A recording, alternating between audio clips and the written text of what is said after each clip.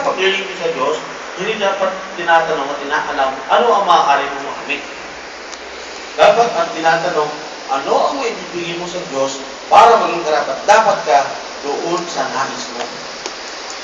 Ano ang pwede mo maging hando para maging karapat? Dapat ka sa iyong kahilingan.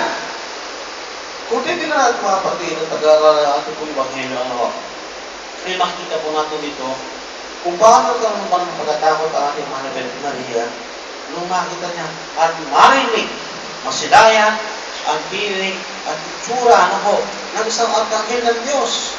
Si Arkanghel Gabriel na siya pong pinapagalan ng Diyos para magsalita para sa kanya. Ano kaya mga kapatid? Ngayon makikita tayo ng arkanghel. Ano ang gagawin natin? Malapit ba tayo sa kanya? Papautog na ba tayo?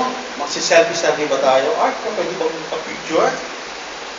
Bilang katibayan, bilang ebidensya, na ikaw ay nandito.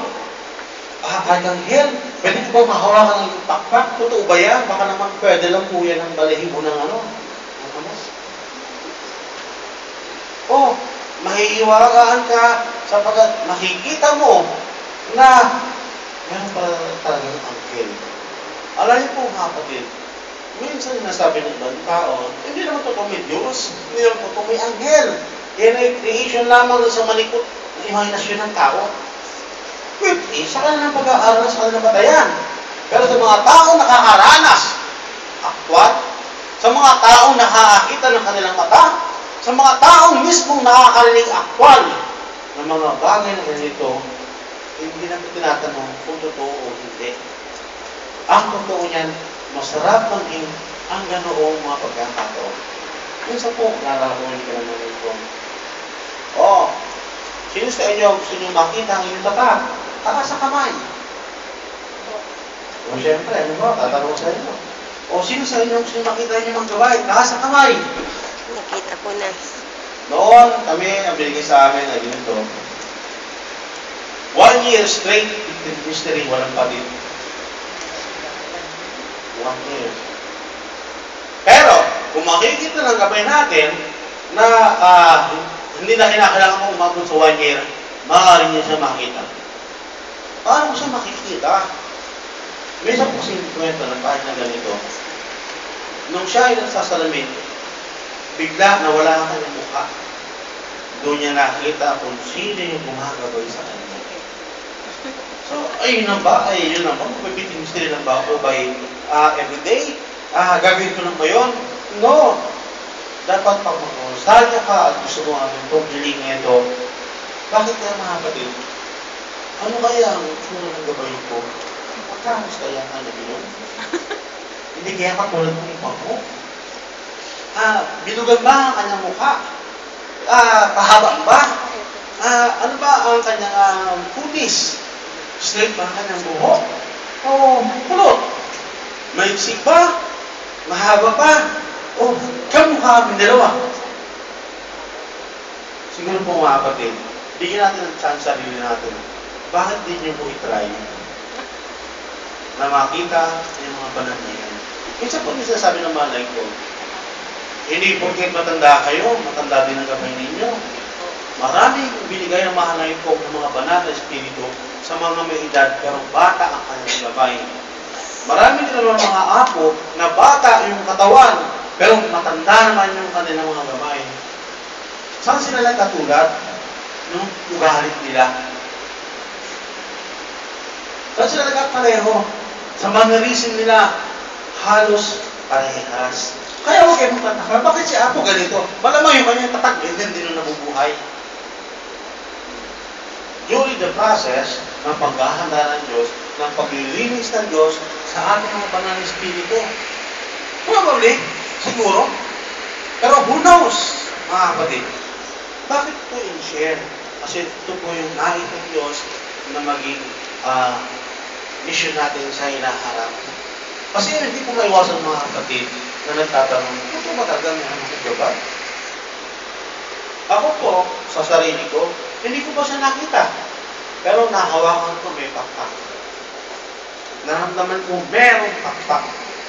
Naramdaman ko, lumulutang ako sa ere. Hindi dahil natutulog ako, nananaginip ako. Naramdaman ko, nakangat ako sa lupa. Sa pagdarasal ko. At kahit mainit ang panahon, pero ang lamig-lamig.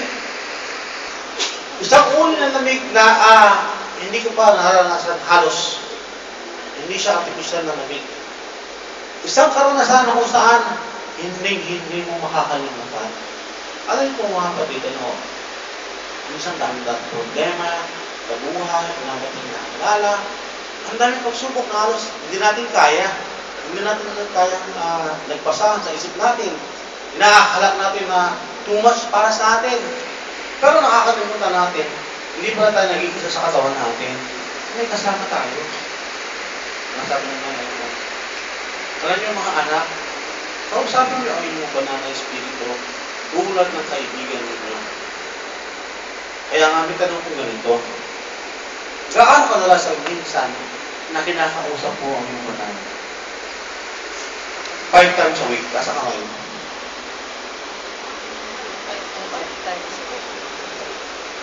Madalas. As in, mahal kong babae. Araw-araw sa akin. Ikaw kung matanda o bata, wala lang ko. Matatanong ko na kasi gusto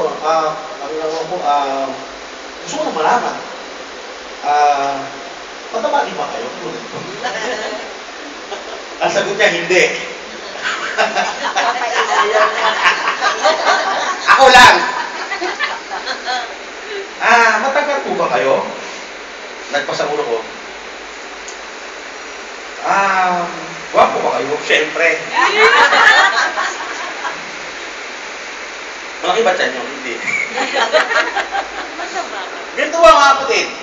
Na at this moment in time, nagtatanong ako, sumasagot siya sa akin. Alam ko, kahit di madal dito, andito siya.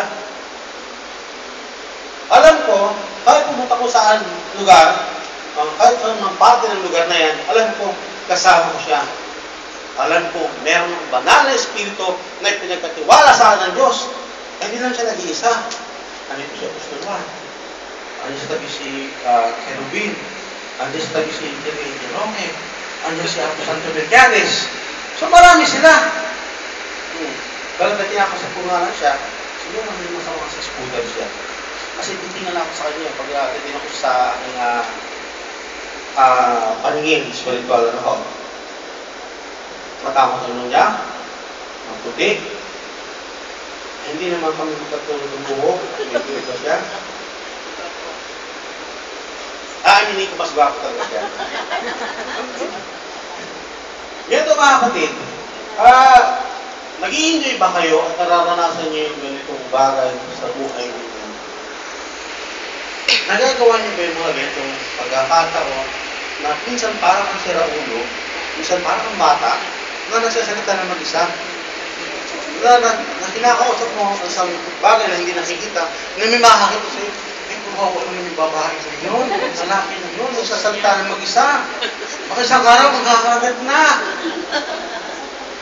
Nagagawa niyo ba mga kapatid, na dumating ka na depressed ka, na wala kang mamutan, mahal kong babae, pwede bang aliwin mo yung katakuhan ko? Alam mo sabi niya, kain mo lang yan, talagang mo yun, gusto mo.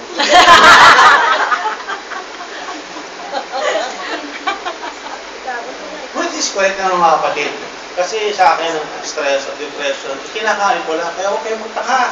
Kaharap ninyo, kung ganito kaliit. Ganito na ako. Huwag kayo magtaka mga kapatid, kung ganito itsura ng inyong kaharap. This is my way, paano ko nakikipag-usap sa kanila. Minsan, nagdadasal ako, nararamdaman ko, pero din ako. Minsan, nararamdaman ko, nag-literated. Minsan, parang binabanat ng gano'n. Na yung minsan naman parang may pumapagod sa katawan ko, hindi kasya sa katawan ko kasi mas malaki siya. Hindi dahil mataba, hindi matatagal talaga. Bakit kaya, Padre, ito minabahagi mo sa amin? Kasi isa itong patotoo mga kapatid. Na totoo ang mga anghel, totoo ang mga banal, at totoo ang sinasabi natin ng Ebanghelyo na may arkanghel. Na totoo ang langit at totoo ang meron sa langit. Bakit mo mga kapatid? Kasi kung minsan pa na-stress ka, na-depress ka, halos mo nakakalimutan mo na meron ka pa ng Diyos na dapat natin takbuhan.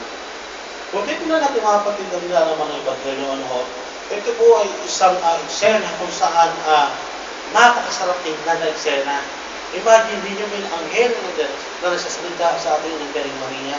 Tayo, meron din tayo anghel. Bawat isa sa ating little angel. Na kapag dati ang kapustahan ng Senyor Noemi, nagkakahalakon. Yung mga mukhang yung mga mukhang mga formal, nagiging informal. Yung mga tipong mahiyain, nang bumababa ang mga kanilang mga little angel, ay Allah, akala mo ay walang rayuma. Nakakatuhan. Oo. Na yung halos ayaw lumakad. Pero pag yung little angel niya bumaba sa kanya, ay Allah, nakikipagkarera pa. Nakahit dito katawan, ay kaya itakbo pala.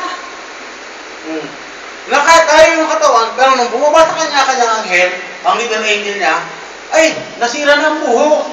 Lagi, paresan suklay, paresan make-up. Pero nung bumaba little angel, tinanggal lahat yun, hinubad. Bakit po mga kapatid? Kasi totoo sila, andyan sila sa tabi natin, hindi lang natin nakakausap. Hindi lang natin sila gaano kinakausap. Kaya sabi ng malay ko, mga anak, kilalanin ninyo kung sino ang mga ibinigay ko sa inyo. Alamin ninyo kung ano ang buhay nila nung sila ay nabubuhay pa. Kung paano sila nakasurvive. Kung paano nila narating ang pagiging isang santa, ang pagiging isang santo. Kung paano sila nailokbok sa atin. Alam niyo po mga kapatid, marami pong misteryo kung paano ito nangyari. Ano ho? Subalit, ito po ay hindi natin napag-uukulan ng pansin. Ang naisip natin, yung mga problema sa buhay natin, dito sa Hong Kong, dito sa Pilipinas, yung mga bayarin, yung amo na hindi mo alam, mamaya mabait, mamaya nangangagat na. Mamaya yung katabi mong amo, aawayin ka, sisapadahan ka. Hindi mo na mamalaya mga kapatid. Na yung pagiging pinatakampalan natin, ano ho, ay maraming palang kahulugan na dapat natin i-explore. Sabi ng malay ko, alam nyo ba kung kayo makakarating doon, may sarili kayong bakto. Kayo lang ang makakapasok. Walang ibang pwedeng pumasok doon, kundi tayo lang. Kung nandun tayo,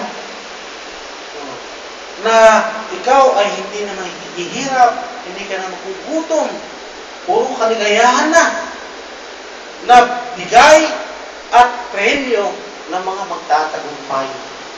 Tingnan niyo po mga kapatid, bagamat may gusto ng ating Ebanghelyo, pero sa kabuuan, tingnan natin, ayon sa history, nagawa ito ng mahal na ina ng buong husay, ng buong babataan, with all humility.